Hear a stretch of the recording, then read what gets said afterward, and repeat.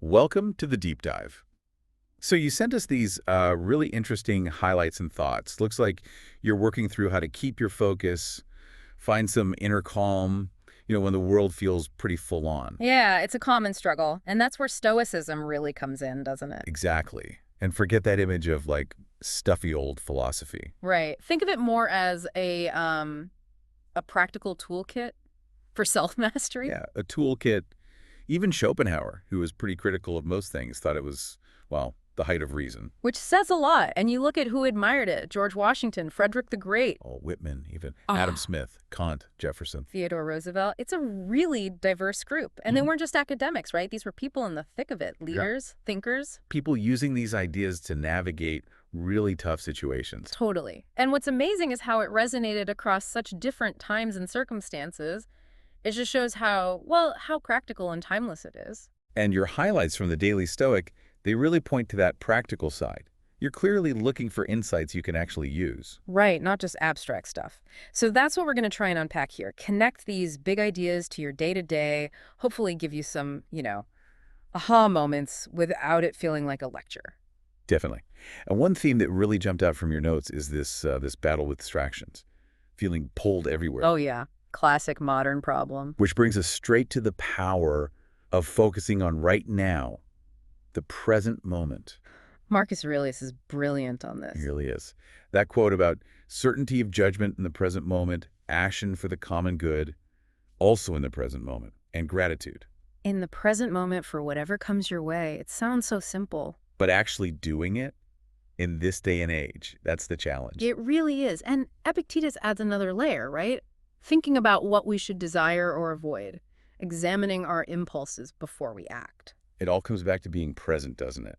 Are we actually here enough to make good judgments? Or are we just reacting? Are our actions genuinely for the right reasons, or are we pushed around by, I don't know, fleeting whims or what everyone else is doing?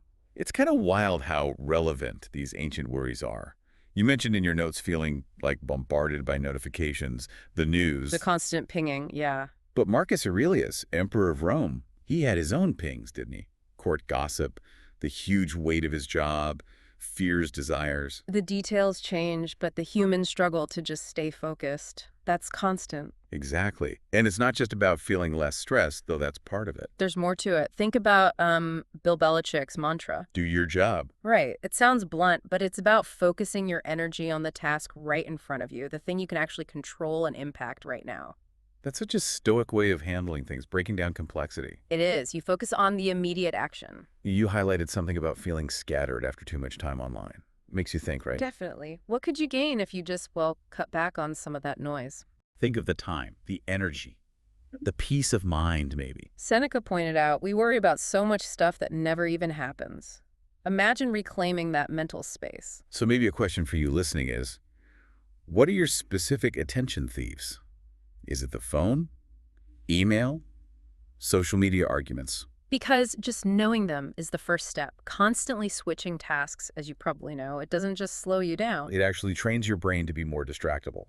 Makes it harder to go deep on anything. Exactly. Okay, so another big thing from your notes was struggling with external pressures, wanting stuff we don't have, Ah, yes, the classic human condition. which ties right into that Stoic idea of inner control versus external circumstances. Seneca's a great example here. He was wealthy, powerful. But he knew money doesn't automatically equal inner peace. Not at all. And Hemingway saw that with Fitzgerald, right? That disillusionment with the super rich. The external stuff doesn't fill internal gaps. You see it today too, don't you? People with vast wealth choosing simpler lives, focusing on purpose, not just more stuff. Totally aligns with the Stoic view. Our well-being depends way more on our internal state than what's happening outside. You wrote about feeling frustrated by things you can't control. And Marcus Aurelius is pretty blunt about this. He is. Circumstances just are. They don't care about our feelings. Happy, sad, angry, the situation doesn't change. Yeah. But our reaction, That's all on us. He even said harm comes from our judgment about an event, not the event itself. that first hit of emotion can be intense, but the Stoics say, pause. Examine that first impression. Don't just get carried away. And this is where that idea of indifference is so useful. Right. Things like wealth, health, reputation, even life and death. They're not inherently good or bad in the Stoic sense. They're just Yeah. the material we have to work with. The raw stuff of life. Exactly. Our virtue, our character, that's shown in how we respond to these things. Are we wise, just courageous, temperate? That's the focus, whatever life throws at us. You included a quote about wanting something so badly it hurt. Reminds me of that Seneca analogy. The child with the goody jar. Yeah, hand gets stuck because they grab too much. Let go of a few treats and you get your hand out with what you need. It's a great picture of how sometimes wanting less actually gets you more fulfillment. Which leads us nicely into self-awareness and reason. Crucial for Stoicism. Absolutely. Marcus Aurelius called philosophy medicine for the soul. Not punishment, but comfort, relief, aligning with reason. And a big part of that medicine, as you've probably picked up, is constantly checking our impulses. Clausing. Asking yourself, okay, who's driving the bus right now? What principles are guiding me here? That little internal check-in can be incredibly powerful, especially when things get heated. And it connects to how they saw negative emotions. Seneca warned against, deliberately seeking out conflict. Even if anger feels like fuel sometimes. Right, it might give you a short burst, but the long-term cost. It's corrosive. It eats away at your peace, your relationships. Martin Luther King Jr. said it beautifully, didn't he? Hate can't drive out hate. Only light, only love. It echoes that Stoic focus on reason over just reacting. Yeah. And you also mentioned leadership in your notes. The Stoics had a lot to say there, too. Power doesn't necessarily corrupt. It reveals. If someone's lacking inner strength, self-awareness, power just makes the flaws bigger. It comes down to that choice, doesn't it? Yeah. Tyrant or king, hero or Nero. And that's a choice we all face in our own ways, what our job title. So how do you maintain that inner compass? Protecting your peace of mind is key. Marcus Aurelius hammered this home. Be vigilant about your perceptions. What you let into your mind shapes your reality. Our judgments, how we interpret things, that's where the trouble often starts. It really is. And think about how much energy we waste worrying. You mentioned anxiety about the future in your notes. Raymond Chandler had that line about uneasy periods looking forward. Jefferson joked about suffering evils that never happened. Seneca was talking about this centuries ago. It really underlines Diogenes' point, doesn't it? The gods want nothing, the godlike want little. The less attached we are to outcomes we can't control, the less power they have over us. It's not apathy, though. It's about focusing energy where it counts thoughts and actions. Exactly. Not getting lost in anxiety spirals. And getting there requires real honesty with ourselves. Zeno said self-deception is the enemy of knowledge. Epictetus was even more blunt. It is impossible for a person to begin to learn what he thinks he already knows. Ouch. But true, you have to be willing to question your own beliefs, your biases. But the Stoics had immense faith in our ability to do that, our capacity for reason, for logic. That's our superpower, basically. It really is. Our guiding light, something to nurture and use well. And one last point on self-awareness. Marcus Aurelius again. Our emotions come from us. From our judgments, hypolexis was their word about things. It's not the event making you angry or sad. It's your take on it. Which means we can't really blame others for how we feel. That's huge. It puts the power back in your hands. If emotions come from judgments. Then by examining and maybe changing those judgments, you can actually change how you feel, gain some control. Okay, so we have this self-awareness. How do we actually use it? Turn it into better habits, avoid negative stuff. Well, Epictetus had that great line, freedom isn't secured by filling up on your heart's desire, but by removing your desire. Right. 2 ways to be wealthy. Get everything you want. Or want everything you have. A powerful choice. It cuts right through that need for external validation, doesn't it? Looking for approval from others. Marcus Aurelius saw the absurdity in that. The people whose opinions we crave are often just as flawed and changeable as we are. It's a dead end, ultimately. So he urged us, hurry to your own ruling reason, connect with your own internal values. Self-governing, less dependent on what others think. He even warned himself as emperor. Don't let the fancy title corrupt you. Stick to simplicity, goodness, justice, service, basic stuff, really. Another really practical technique they used, mentally prepping for negativity. Marcus Aurelius again.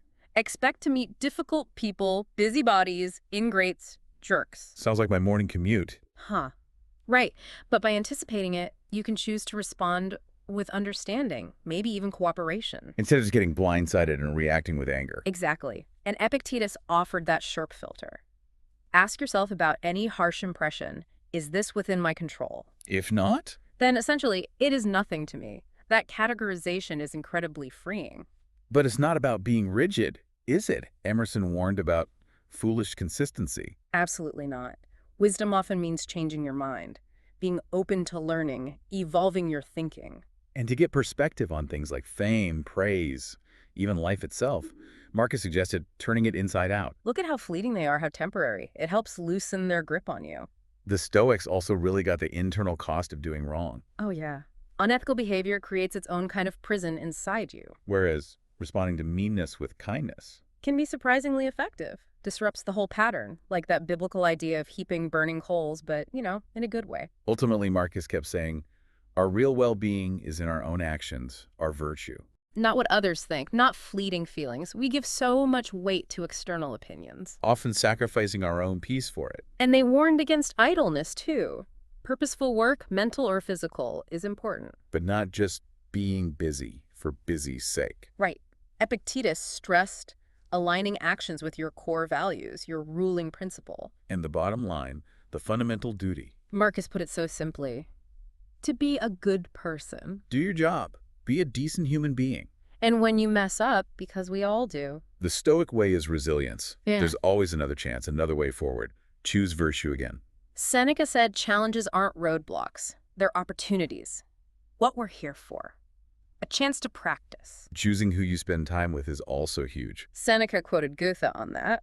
We become like our companions, so choose wisely. Do they lift you up? And Marcus reminded us, no shame in needing help. We're social creatures. We need each other. Seneca also said, step back from worrying about fortune. Focus on doing your job well. Fulfill your duty, act honorably even when it's hard or risky. Musonius Rufus was strong on that. Seneca even read the Odyssey as a story about learning to live honorably through trials. And this all applies to leadership, too. We mentioned General Holivi finding Stoicism essential. For reason ethics. And really, we're all leaders in some part of our lives. Epictetus said, treat yourself like a startup. Invest in your own improvement. Marcus Aurelius even gave simple rules for action, thought, life. And for leaders. Yeah. Serve, don't seek credit. Doing the right thing is a choice we get to make. A privilege. And meeting praise and blame with the same calm. That's Marcus again. Equanimity. Seneca, Solzhenitsyn too, warned, don't let your job consume your humanity. Take pride in your work, sure, but no, it's not everything. Exactly. Keep perspective. So let's bring this back around as we wrap up this deep dive thinking about your notes. We've hit on that present moment focus to fight distractions you mentioned feeling. We've looked at focusing on your inner response, not just the external stuff that causes frustration. The need for self-awareness, understanding your judgments, your impulses. And practical ways to build good habits. Be mindful of influences. Stoicism, through these ideas from the Daily Stoic and others, really does offer a relevant, actionable way to handle modern life. To build that inner peace and resilience you seem to be looking for. Yeah, absolutely. So here's a final thought for you. Pick one thing we talked about today that really struck a chord.